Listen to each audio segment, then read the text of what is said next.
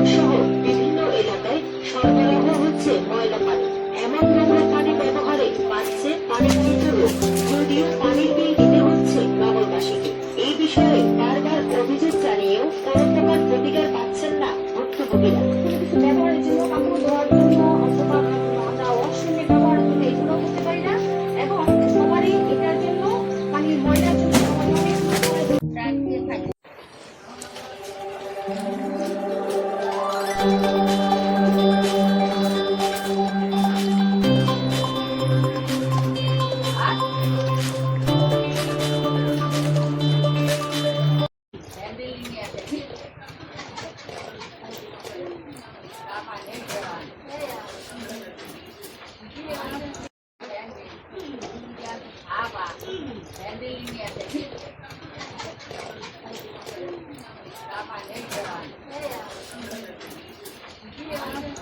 দিয়ে খাইছি।